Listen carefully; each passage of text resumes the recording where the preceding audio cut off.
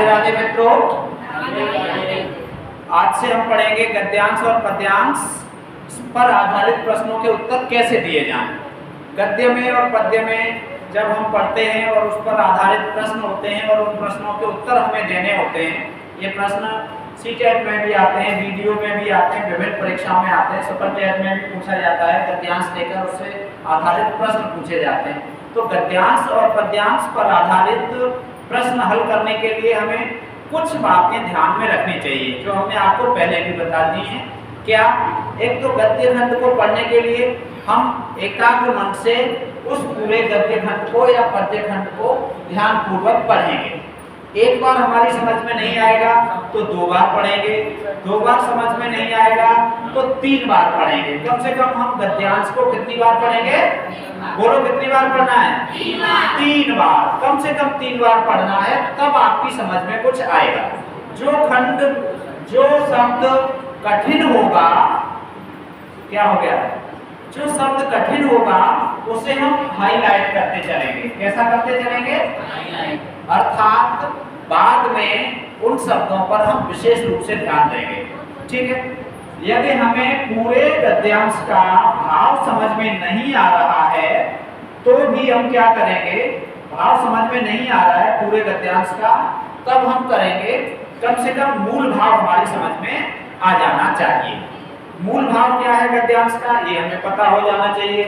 अब रेखांकित अंश दिया होता है, उसका जब हमें अर्थ निकालना होता है तो उस पर विशेष ध्यान दिया जाता है। सबसे महत्वपूर्ण प्रश्न होता है सारांश। सबसे महत्वपूर्ण जो प्रश्न होता है, सबसे कठिन छात्रों के लिए जो प्रश्न होता है वो होता है काय का? शीर्षक का। जब शीर्षक की बात आती है कि शीर्षक गद्यांश का या पद्यांश का शीर्षक बताइए, तो शीर्षक में हमेशा कठिनाई आती है। ध्यान रखना ये है आपको कि शीर्षक बताते समय हमें क्या करना है? गद्य खंड की पहली पंक्ति में या गद्य खंड की अंतिम पंक्ति में शीर्षक होता है, और शीर्षक ऐसा होना चाहिए जो पूरे गद्य खंड को संबोधित कर रहा हो। अर्थात पूरे गद्य खंड का मूल भाव शीर्षक में आता है। पूरे गद्यांश का या पूरे पद्यांश का मूल भाव शीर्षक में आता है। और बाकी प्रश्न कुछ व्याकरण पर आधारित आते हैं, जो तो हमें व्याकरण से ही करने हैं। जैसे कोई पर्यायवाची शब्द पूछ लिया, कोई प्रत्यय उपसर्ग पूछ लिया, समास संधि पूछ ली, तो इस तरह के प्रश्न हमें व्याकरण से अलग से करने होते हैं, जो जिनके उत्तर गद्यांश में नहीं मिलेंगे। अधिकांश प्रश्नों के उत्तर गद्यांश में हमें मिल जाते हैं। आइए देखते हैं। आज एक पद्य खंड लेकर आए हैं हम आपके लिए, जो बहुत ही महत्वपूर्ण है। ये कलर दिख रहा है आपको? ये कलर की बड़ा प्रॉब्लम है, इतने सारे हैं फिर भी। ये सही है? पद्य धन अंश, कौन सी संधि हुई इसमें? पद्य धन अंश, दीर्घ संधि। कौन सी संधि होगी इसमें? दीर्घ संधि। पद्य का अंश, एक पद्य का अंश लेकर आए हैं हम आपके लिए, आपकी परीक्षा के लिए बहुत महत्वपूर्ण है। आइए देखते हैं। पहले उच्चारित करेंगे और समझेंगे, उसके बाद इस पर आधारित प्रश्नों के उत्तर देंगे। पहले हम बोलेंगे, उसके बाद आपको भी बोलना है। मस्त योगी हैं कि हम, बोलो, मस्त योगी हैं कि हम,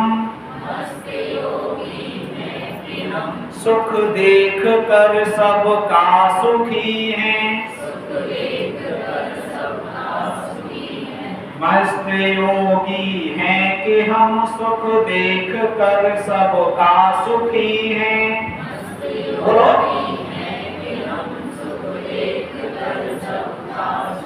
आप लोग इतनी ज्यादा संख्या में हो, लेकिन आवाज हमारी ज्यादा आ रही है। आवाज निकालो, कम से कम सुनाई तो दे। बोले, मस्त योगी हैं कि हम, सुख देख कर सबका सुखी हैं। मस्त योगी हैं कि हम, सुख देख कर सबका सुखी हैं। कुछ अजब मन है कि हम, दुख देख कर सबका दुखी हैं। कुछ अजब मन है कि हम, दुख देख कर सबका दुखी हैं। जिस स्थान पर रुकते हैं उस स्थान को कहते हैं यति। क्या कहते हैं? यति। छंद को पढ़ते समय यति का उपयोग करना चाहिए, विराम जिसे कहते हैं। क्या कहते हैं? यति को ही विराम कहते हैं। तो जहां हम रुक रहे हैं यहाँ पर हल्की सी विराम लेनी है। कुछ अजब मन है कि हम दुख देख कर सबका दुखी हैं। कुछ अजब मन है कि हम दुख देख कर सबका दुखी हैं। तुम हमारी चोटियों की बर्फ को यूं मत कुरे दो।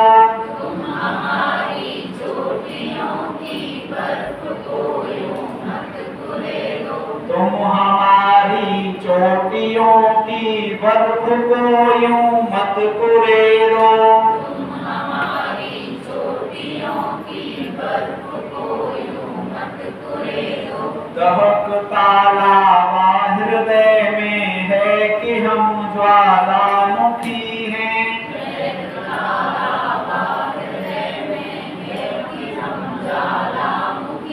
बहुत बढ़िया। दहकता लावा हृदय में है कि हम ज्वालामुखी हैं।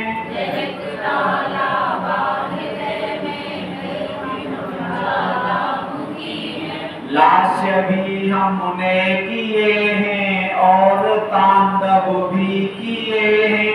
लास्य भी हमने किए हैं और तांडव भी किए हैं। लास्य भी हमने किए हैं और तांडव भी किए हैं।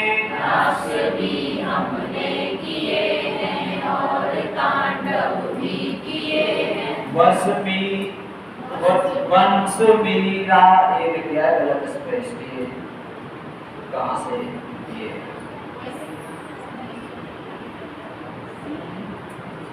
वंश मीरा और शिव के विष पिया है और जिए हैं। वंश मीरा और शिव के विष पिया है और जिए। वंश मीरा और शिव के विष पिया है और जिए हैं। वंश मीरा और शिव के विष पिया है और जिए। दूध माँ का या के चंदन या के केसर जो समझ लो। दूध माँ का या के चंदन या के केसर जो समझ लो। दूध माँ का या के चंदन या के केसर जो समझ लो। दूध माँ का या के चंदन या के केसर जो समझ लो। यह हमारे देश की रज है कि हम इसके लिए हैं। यह हमारे देश की रज है कि हम इसके लिए हैं। यह हमारे देश की रज है कि हम इसके लिए हैं।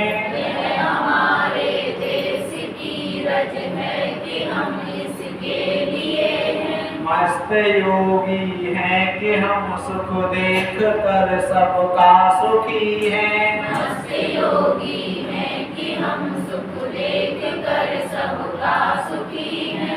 मस्त योगी हैं कि हम सुख देख कर सबका सुखी हैं। मस्त योगी हैं कि हम सुख देख कर सबका सुखी हैं।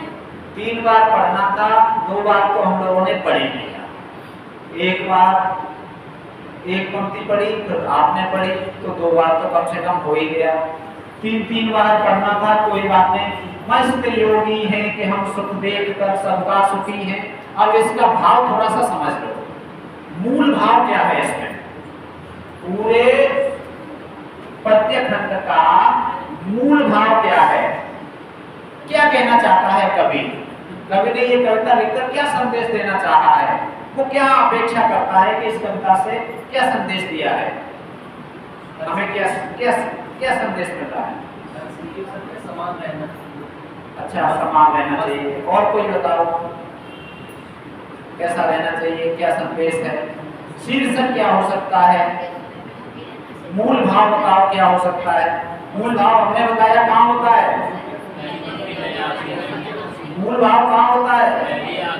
पहली पंक्ति में या अंतिम पंक्ति में? कहाँ होगा, पहली में या अंतिम में? देखो पहली पंक्ति ये कह रही है मस्त योगी हैं कि हम सुख देख कर सबका सुखी हैं। अंतिम ये कह रही है ये हमारे देश की रज है कि हम इसके लिए हैं। अब देखो यह हमारे देश की रज है कि हम इसके लिए हैं, इससे ज्यादा मूल बात और क्या हो सकती है? मतलब हमारे देश की जो रज है, रज का मतलब मिट्टी, हमारे देश की जो रज है, हमारे देश की जो मिट्टी है, हमारी जो मातृभूमि है, ये जो हमारा भारत है, ये हमारी देश भूमि है, हम इसके लिए हैं। अर्थात काय का भाव आ गया, देशभक्ति का। काय का भाव आ गया, देशभक्ति का। कवि ये संदेश देना चाहता है कि हमारा जन्म इस भारत भूमि में हुआ है तो हमारा जन्म, हमारा मरण भी इसी के लिए हो। हमारे प्राण, हमारा जीवन, हमारा सर्वस्व भारत भूमि के लिए समर्पित होना चाहिए। हम इसी के लिए समर्पित हैं। ये हमारे देश की रज है कि हम इसके लिए हैं। ये जो हमारे देश की मिट्टी है, हम इसी के लिए हैं। अब देखो मस्त योगी है कि हल्का सा पूरा का अर्थ थोड़ा सा समझ लो। मस्त योगी है कि हम सुख देखकर सबका सुखी हैं।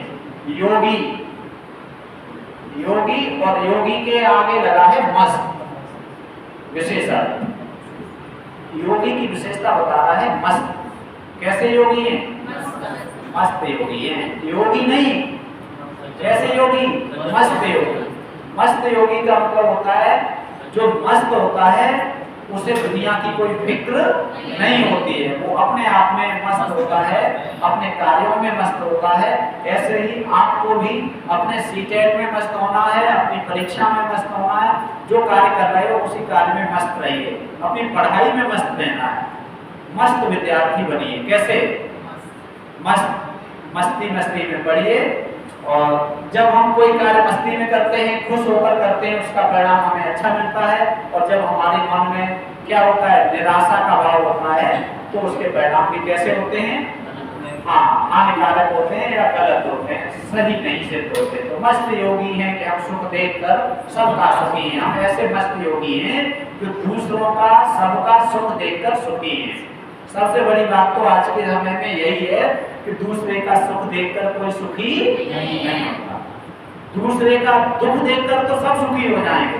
आप पर कोई दुख आ जाए, भगवान करे किसी पे ना आए, लेकिन बता रहे हैं किसी पर कोई दुख आ जाए तो समाज वाले, मोहल्ले वाले, गांव वाले, मिलने वाले खूब खुश होते हैं। हाँ, अब सही रहे, अब इस पे दुख आया है, बहुत अच्छी बात। तो क्या है, दूसरे के दुख को देखकर दुखी होने वाले आज के समाज में ज्यादा हैं और दूसरे के सुख को देखकर सुखी होने वाले कम हैं। तो हम ऐसे योगी हैं जो दूसरों के सुख को देखकर भी सुखी होते हैं। एक कहावत कही जाती है हमारे यहाँ गांव में, दूसरे का अपशकुन करने के लिए अपनी आंख फोड़ लेना। कुछ लोग ऐसे होते हैं कि सुबह दूसरे का अपशकुन हो जाए तो वो अपनी आंख फोड़ लेते हैं। उन्हें ये नहीं मालूम कि अपनी आंख फोड़ना ज्यादा दुखदायी है, लेकिन दूसरे का अपशकुन करने के लिए ही अपनी आंख फोड़ लेते हैं। ऐसे सबके पड़ोस में होंगे। आपका मतलब इसका ये हुआ कि आपका अहित करने के लिए, आपका थोड़ा सा अहित करने के लिए अपना बहुत बड़ा अहित कर लेते हैं। तो क्या है कि दूसरों के दुख को देखकर हम दुखी होते हैं और दूसरों के सुख को देखकर हम सुखी होते हैं। यही मानवीय गुण है, यही मानवीय वृत्ति है, यही मानव का सच्चा धर्म है। दुख को देखकर दुखी होना और सुख को देखकर सुखी होना। कुछ अजब मन है कि हम दुख देख कर सबका दुखी हैं। हमारा मन कुछ अजब है, अलग तरह का है। कैसा है कि दूसरे के दुख को देखकर हमारा मन दुखी हो जाता है। यही सच्चा हृदय है, यही सच्चे मानव की पहचान है कि यदि किसी दूसरे पर दुख है, पड़ोसी पर दुख है, रिश्तेदार पर दुख है, मित्र पर दुख है, धीरज धर्म मित्र और नारी आपत्काल पर रखिए चारी। धीरज धर्म मित्र और नारी, धैर्य धर्म मित्र और पत्नी, इन चारों को कब रखना चाहिए? दुख में। कब रखना चाहिए? आपत्ति में। तो हम दुख को देखकर कैसे होते हैं? दुखी। इसका मतलब हमारे हृदय में मानवीय गुण हैं, हमारे हृदय में ईश्वरीय अंश है, हम मस्त योगी हैं। तुम हमारी चोटियों की बर्फ को यूं मत उड़े दो, हमारी चोटियों की बर्फ को तुम हमारे दुखों को, हमारी परेशानियों को कुरेदने का काम मत करो, छेड़ने का काम मत करो। दहकता लावा हृदय में है कि हम ज्वालामुखी हैं। यदि तुम हमें परेशान करोगे, नाजायज सताओगे, तो दहकता हुआ, जलता हुआ लावा, ज्वालामुखी के अंदर से जो गर्म आग निकलती है, आग सहित जो जलता हुआ पदार्थ निकलता है, उसे लावा कहते हैं। दहकता लावा हृदय में है कि हम ज्वालामुखी हैं, हमारे हृदय में लावा भी है और हम ज्वालामुखी भी हैं। यदि आप हमें नाजायज सताओगे, परेशान करोगे, तो हम ज्वालामुखी की तरह हैं। लास्य भी हमने किए हैं और तांडव भी किए हैं। लास्य ये नया शब्द आया है और तांडव ये नया शब्द आया है, पहले से हमने बोल कर दिया है। लास्य भी हमने किए हैं और तांडव भी किए हैं। लास्य का अर्थ होता है, दिख रहा है ये कलर?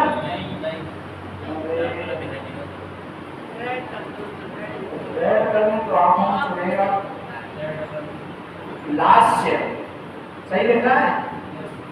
देख लो, लास्य है पार्वती मैया का नृत्य। क्या पार्वती मैया जो नृत्य करती थी, जो कल्याणकारी नृत्य होता है, उसे लास्य कहते हैं। आपने हो सकता है देखा हो, सुना हो, पार्वती मैया, सती मैया जैसे जैसे पैर रखी जाती थी, वैसे वैसे क्या होता था, पेड़ों पर पुष्प आने लगते थे, जहां जहां बढ़ती जाती थी हरियाली बढ़ती जाती थी। तो क्या है कि जो पार्वती माँ हैं, उनके नृत्य को लास्य कहते हैं। अर्थात जब पार्वती माँ नृत्य करती थी तो इस संसार में खुशियां बढ़ जाती थी, समृद्धि बढ़ जाती थी पार्वती माँ के नृत्य के कारण। तो लास्य माँ पार्वती का नृत्य, लास्य भी हमने किए हैं और तांडव भी किए हैं। तांडव शिव का नृत्य है। तांडव शिव ने तांडव किया, अर्थात शिव के नृत्य को क्या कहते हैं? शिव का अमंगलकारी नृत्य, शिव का ऐसा नृत्य जिस नृत्य से सारी दुनिया ही नष्ट हो जाए। तो हमने क्या क्या किया है? लास्य भी किए हैं और तांडव भी किए हैं। मतलब हम प्रसन्नता लाने के लिए भी कोमल सहृदय से नृत्य कर सकते हैं और हम इस दुनिया को नष्ट करने के लिए भी हम तत्पर रह सकते हैं, कार्य कर सकते हैं। तो लास्य भी हमने किए और तांडव भी किए हैं। वंश मीरा और शिव के विष पिया है और जिए हैं। हम मीरा के वंशज हैं, हम शिव के वंशज हैं। शिव का अर्थ क्या होता है? कल्याण। शिव का अर्थ क्या होता है? कल्याण करने के लिए जो स्वयं दूसरों के कल्याण करने के लिए जो स्वयं विष पी ले, उसे कहते हैं शिव। क्या हो गया? उसे क्या कहते हैं? शिव। जो दूसरों के कल्याण के लिए विष पी ले, उसे शिव कहते हैं। मीरा भगवान श्री कृष्ण की भक्ति कर रही थी, उनके परिवार वालों को ये रुच नहीं रहा था, अच्छा नहीं लग रहा था, तो क्या किया? जहर दे दिया कि मैं तुझे जहर दे दूंगा। दे दे जहर, दे दिया जहर, प्याला भर के दे दिया। मीरा ने टुटक करके पी लिया। कुछ भी नहीं बिगड़ा मीरा का। मीरा को भेजा कि तुम्हारे लिए एक गिफ्ट भेज रहे हैं, गिफ्ट टोकरी में, गुलदस्ता। क्या है कि गुलदस्ता है। मीरा ने खोला तो उसमें गुलदस्ता निकला। भेजा क्या था? कालिया नाग, सर्प भेजा था, काला नाग था जो डस लेता तो कुछ बचता नहीं, तो बन गए क्या? पुष्प। तो ये काय की ताकत है? भक्ति की। काय की ताकत है? भक्ति की शक्ति है, प्रेम की शक्ति है। वंश मीरा और शिव के विष पिया और जिए हैं। हम लोग वंशज हैं मीरा के, हम लोग शिव काय के वंशज हैं? शिव के। हमने विष पिया है और जिए। दूध माँ का, या कि चंदन, या कि केसर, जो समझ लो, माँ का दूध समझ लो या चंदन समझ लो या केसर समझ लो, ये हमारे देश की रज है कि हम इसके लिए, ये हमारे देश की रज है। और हम किसके लिए हैं? हम इस मातृभूमि के लिए हैं, हम इस धरती के लिए हैं। ठीक है, आगे बढ़ाते हैं। इससे कहाँ से बढ़ेगा?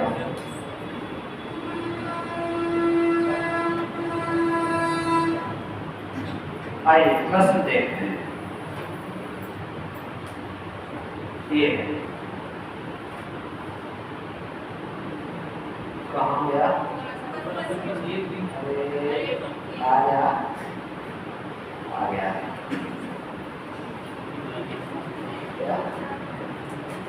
चलो प्रश्न देखते हैं।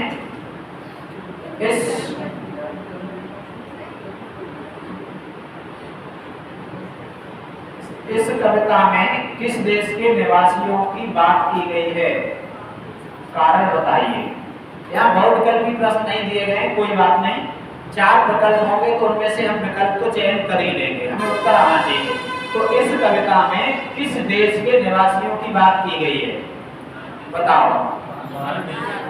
कौन से देश की? कैसे पता? भारत देश की बात की गई है, पता कैसे? कैसे पता कि हम मीरा के वंशज हैं, हम शिव के वंशज हैं? तो मीरा और शिव भारत में ही हुई है। मीरा और शिव कहाँ के? दोनों भारत के। इसलिए इससे पता लगता है कि भारत देश की बात हो रही है। ठीक है। लास्य और तांडव भी हमारे देश की। लास्य और तांडव से आप क्या समझते हैं? बस आ गया प्रश्न, हमने अंडरलाइन किया था। ये है, बोल्ड किया था, लास्य और तांडव। लास्य से आप क्या समझते हैं? ध्यान रखना, जब भी पैराग्राफ आता है तो वहां से कठिन शब्दों के अर्थ ही पूछे जा सकते हैं, उनके पर्याय पूछे जा सकते हैं, विलोम पूछे जा सकते हैं। लास्य और तांडव का अर्थ क्या है, इससे आप क्या समझते हैं? तो आप समझ गए होंगे। लास्य क्या है? किनका? पार्वती मैया को नाच। क्या है? लास्य। जब मैया नाचती हैं तो खुशियां होती हैं। क्या होता है? तभी तो होती हैं। और कोई भी माँ बहन जहाँ भी नृत्य करती हैं तो खुशी के अवसर पे ही करती हैं। और जब भोले बाबा तांडव करते हैं तो आपको पता होगा कैसे अवसर पर तांडव करते हैं? क्या? गुस्से में। गुस्से में होता है तांडव। शिव जी के नृत्य को, अमंगलकारी नृत्य को तांडव कहते हैं और माँ पार्वती के मंगलकारी नृत्य को लास्य कहते हैं। ठीक है। इससे हम क्या समझते हैं? समझ गए? ये समझते हैं इस कविता में भारतीयों की किस विशेषता को उजागर किया गया है? भारतीयों की विशेषताएं, बहुत सारी विशेषताएं उजागर की गई हैं। दूसरों के लिए हम परेशानी मोल ले लेते हैं, दूसरों के हित के लिए हम जहर पी लेते हैं, शिव ने किया। हमारे अंदर क्या है? हम लास्य भी करते हैं, हम तांडव भी करते हैं। हमारे हृदय में और क्या क्या है? इससे ऊपर क्या क्या क्या? हाँ, हमारे हृदय में ज्वालामुखी भी है और हमारे हृदय में क्या है? इसमें प्रेम भी है। तो भारतीयों की क्या क्या विशेषताएं हैं जो उजागर की गई हैं इसमें? ठीक है। तो भारतीयों की विशेषताएं ये सब हो गई। इस कविता का मूल भाव क्या है? मूल भाव आ गया। देखो, हमने कहा था मूल भाव आता है। मूल भाव, शीर्षक। इस कविता का मूल भाव क्या होगा? मूल भाव यही होगा कि हमारा देश श्रेष्ठ है और इसके लिए हम प्राण भी देने के लिए तैयार हैं। मूल भाव है देशभक्ति का।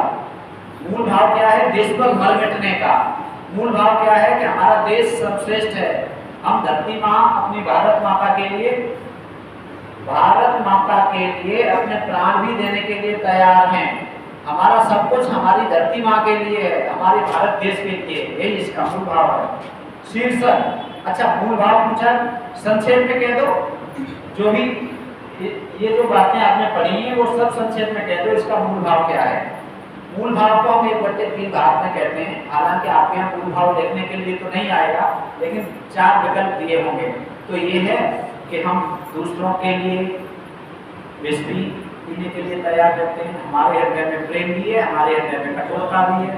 ठीक है। हम अपने देश के लिए मर मिटने के लिए तैयार रहते हैं, हम देश के प्रति समर्पित रहते हैं। ये इसके मूल भाव हो गए। शीर्षक क्या हो गया? इसका शीर्षक क्या होगा? बताओ। शीर्षक बताओ। शीर्षक पे अभी बात की थी पहली पंक्ति में। ये है क्या होगा शीर्षक? ऐसे नहीं होगा। अब जब विकल्प दिए होंगे तो आप सही से पहचान पाओगे। 4 विकल्प दिए होंगे, जिस विकल्प में ये दिया होगा कि हम देश के प्रति समर्पित हैं, हमारा देश के प्रति पूर्ण लगाव है, यही क्या होगा, शीर्षक होगा। आगे अभी बढ़ाते हैं, विकल्प किसके आएंगे। योगी का विलोम क्या होगा, ये देखो व्याकरण से आ गया। विलोम भी पूछा जा सकता है, पर्यायवाची भी पूछा जा सकता है और प्रत्यय उपसर्ग भी पूछा जा सकता है। तो योगी का विलोम पूछा है, बताओ योगी का विलोम क्या होता है। भोगी, भोगग्रस्त नहीं। योगी का विलोम क्या होता है, भोगी। योगी का विलोम भोगी। 5 प्रश्न है और 5 प्रश्न हो गए, ठीक है। 6 हो गए। चलो एक बार देख लो उत्तर इनके क्या है। चले गए।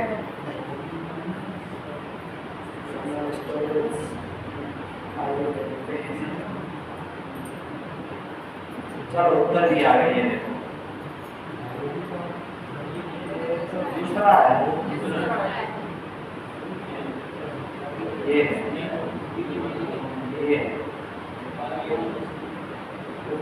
ये देखो उत्तर है, पहले वाले के उत्तर इस पे हैं। इस कविता में भारत के निवासियों की बात की गई है।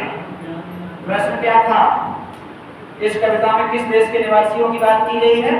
इस कविता में भारत के निवासियों की बात की गई है। मीरा, शिव, लास्य और तांडव यहाँ की संस्कृति है। इस पे हमने बात की थी। मीरा, शिव, लास्य और तांडव यहाँ की संस्कृति है, इससे हमें पता चलता है। पार्वती के आनंददायक नृत्य को लास्य और शिव के ध्वंसकारी नृत्य को तांडव कहते हैं। तांडव और लास्य का अर्थ पूछा था। तांडव, लास्य किसे कहते हैं और तांडव किसे कहते हैं। लास्य और तांडव से आप क्या समझते हैं, तो क्या समझते हैं, पार्वती का जो आनंददायक नृत्य होता है उसे लास्य कहते हैं और ध्वंसकारी नृत्य होता है उसे तांडव कहते हैं। अगला प्रश्न है, इस कविता में भारतीयों की किस विशेषता को उजागर किया गया है। तो इस कविता में भारतीयों की जो विशेषता उजागर की गई है वो ये है कि इस कविता में भारतीयों की उदारता, मस्ती, जोश, विध्वंसकारी शक्ति। उदारता भी है, दूसरों के प्रति उदार भाव में रहते हैं, ठीक है, मस्ती में रहते हैं, जोश में रहते हैं और काय में रहते हैं, विध्वंसकारी शक्ति, ज्वालामुखी की तरह कार्य करते हैं। इस कविता का मूल भाव है भारतीय उदार जरूर है कि शत्रु को नाकों चने चबा सकते हैं। मूल भाव क्या है कि हम उदार भी हैं और हम शत्रु को नाकों चने चबा सकते हैं। इस कविता का मूल भाव। और इस कविता का जो शीर्षक है, जो 4 विकल्प दिए होंगे उनमें से हम देखेंगे, ये इसमें आ रहा है भारत के सपूत। क्या है, भारत के सपूत। हम भारत के सपूत हैं। और अगला है योगी का विलोम क्या है, तो योगी का विलोम क्या है, भोगी। ये हो गया,